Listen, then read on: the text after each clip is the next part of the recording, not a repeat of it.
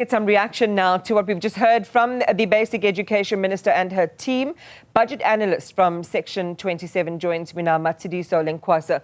Matshidiso, thank you very much for your time. I know we were watching that briefing together.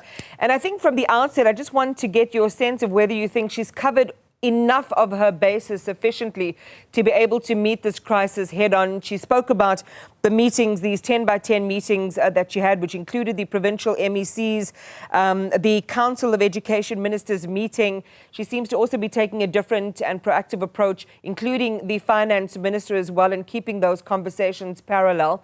So just, broad strokes, did she do enough to kind of, meet the challenge of the moment?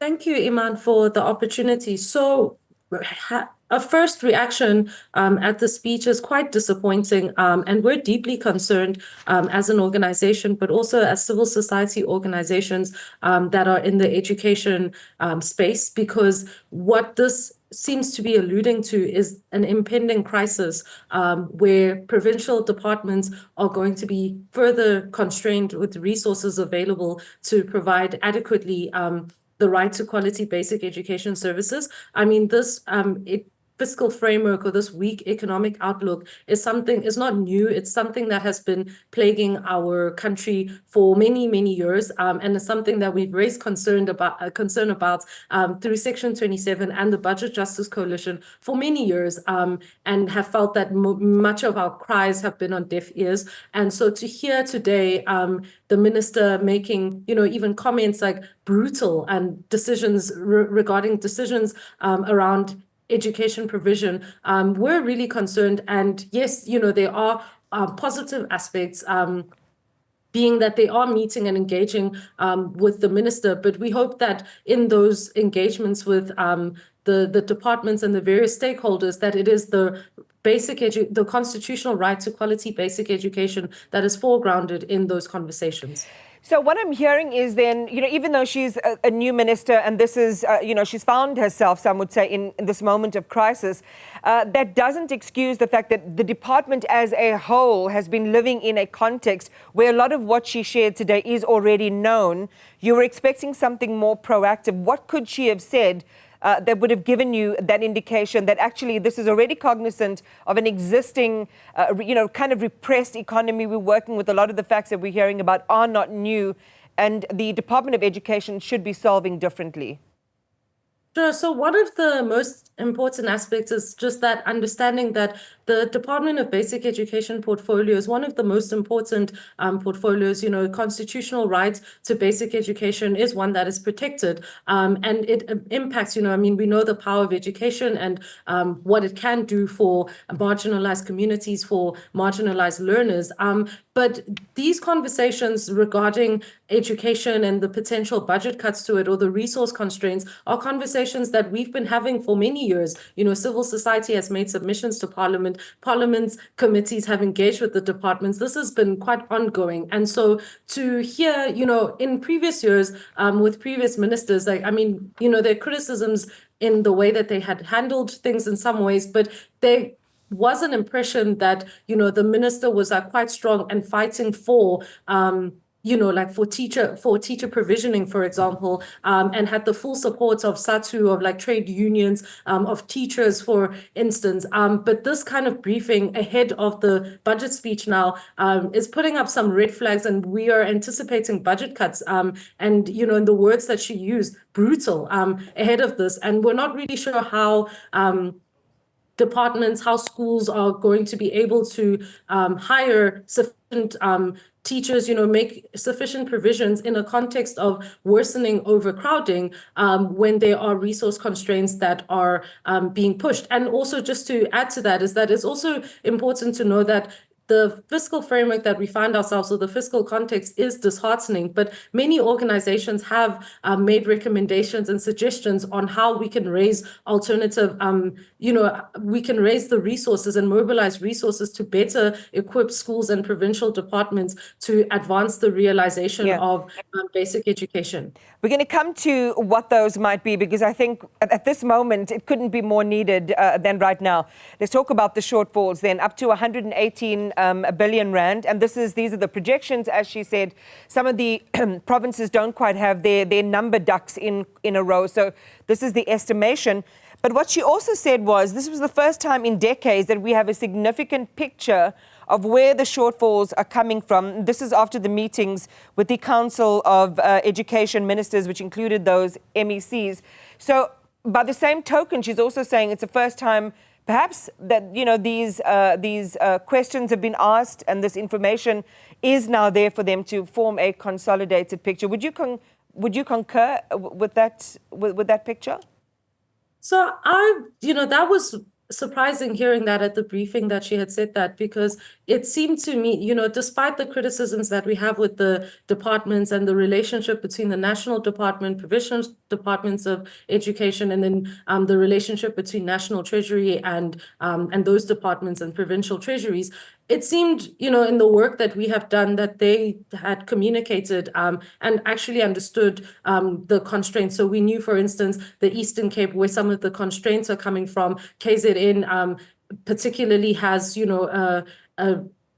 a serious constraint when it comes to the public sector wage bill, for instance, and the number of teachers that are needed. There's Auditor General reports that have been done to also ascertain the quality of spending or issues that are surrounding that. So in terms of available information and the department speaking to each other, that was also quite shocking to us to hear that this is the first time, or it being framed that way, because as far as we know, we've always communicated with the department of, with the Director General, for instance, as civil society, we've communicated regarding budget cuts. So we've always known where the budget cuts, the shortfalls are coming from. And it's just shocking in the way that it is framed, as though this is a first time. This is a new situation where we have been in this economic context for quite a while. Since 2015, I think we've been undertaking austerity measures as a country.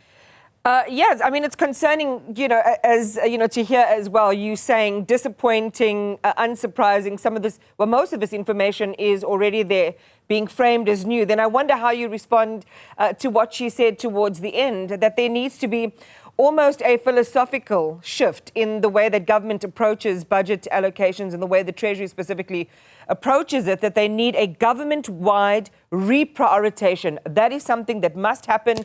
We've got to decide as government which is more important that we prioritize. And she mentioned, along with education, things like health and policing. This is something then I suppose you'll say also is a no-brainer, and it's been there.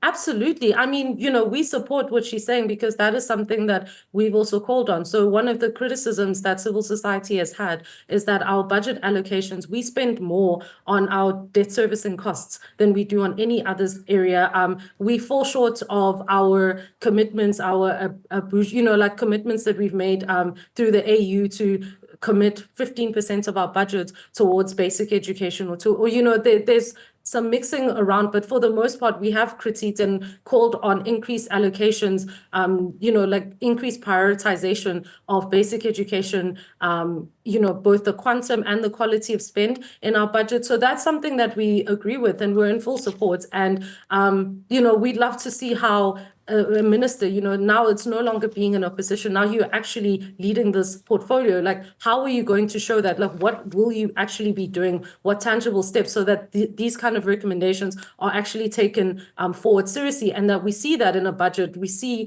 a national budget that actually reflects a country that prioritizes the right to basic education, particularly for those in marginalized communities who rely exclusively on the government to fulfill this constitutional rights. All right, so we're already here, and we've been hearing from experts this morning, expert opinion talking about the implication of budget cuts, although, as she clarified, it's not going to be, there's not going to be a need for people to be retrenched, but these important posts that we do need to fill to reduce the pressure on teachers, to improve the teacher-learner ratio, all of those things are simply going to have to fall away. You say that there are opportunities to raise resources elsewhere. So this is the moment where, as a country, we've got to be resourceful and creative. So what are some of these ideas? Where are we going to get money from to fill these gaps? Sure. So, I mean, in order to answer the resourcing question, one of the ways to show, just to for the viewers to understand that there are alternative ways to raise funding. It doesn't have to be this way, is that we've made submissions in the past on using the gold exchange reserves, which Treasury actually has taken on once the IMF had approved on it. And that's one of the ways that we've raised money this year in order to prevent even more brutal budget cuts. And so we're calling on governments to be more creative when it comes to fiscal policy and to wield our fiscal policy to better position our state to be able to provide for constitutional rights, even in a context of economic downturn. So we also make examples about industrialization. We make recommendations on our industrialization and how we really need to start growing our economy so that we can mobilize sufficient resources for basic education. We make recommendations regarding gender responsive allocations around quality of spend, improving the quality of spend, capacity building. You'll have to excuse me, there are Hadidas outside. I hope you can hear me. Johannesburg problems. But yes, those are some of the recommendations that we have made, and we look forward to the upcoming budget speech to continue to show that, it's not just the Parliamentary Budget Office, for example. Yeah. Society, we've been thinking about this economic hardship that we're finding ourselves. We've heard the reports, and we've seen the impact that it has on the most marginalized communities through our work. And so that's why it's been so important for us to consider alternative ways of doing it. And it's really, the ball is in the court of the minister right now and National Treasury to start thinking beyond, be more creative beyond budget cuts, because that's just not going to quite do it. That's an unsustainable way to achieve a sustainable budget surplus. We don't see that as sustainable. Yeah. Well, we will be in conversation, at least our reporter will, at the top of 11 o'clock. So I hope that our viewers stay with us for that. But thank you for those insights, Matshidiso. Really appreciate your time this morning. Section 27, in this arena in South Africa, fighting for education and both education rights in South Africa. Knowing the subject very, very well, as you heard there, sharing some of these ideas already with previous ministers, and was really expecting more from this morning's briefing.